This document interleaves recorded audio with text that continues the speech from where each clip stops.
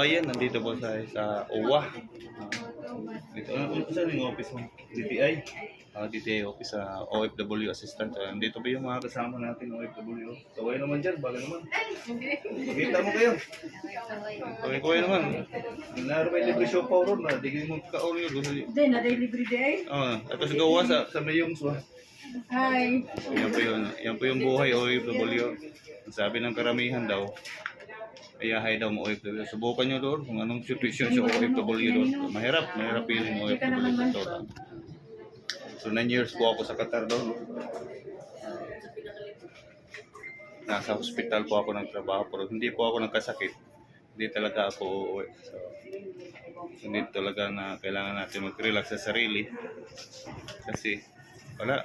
Kung nagkasakit ako doon, alam nyo kung anong ginagawa ko. Sariling gapang ko para mabuhay lang.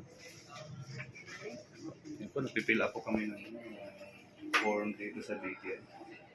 Yan po yung boss mo. Yan po yung maganda sa mga.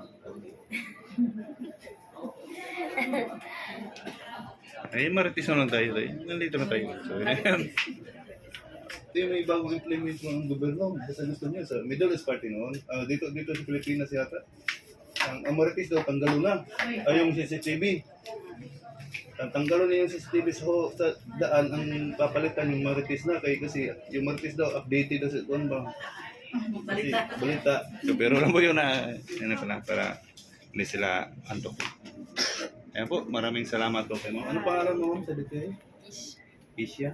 Ang ganda ng pangalan, okay siya. Para sa akin, ba't ang pangalan ko, Roderick? Roderick Polati. Pati ang ingaw na eh. Ikaw, anong pangalan mo? Leia. Aliyah? Ang ganda. Si Ma'am, maganda na. Nakita ko si Ma'am doon sa OWA. Si Chip, no? Si Chip pa, para ma-process na yun. Pero na po yan. Salamat po. Sige Ma'am, maraming salamat. Kata lang. So mga kabayan, salamat kayo. Hanggang sa sunod, si Patag na akong memory kayo. Bye-bye.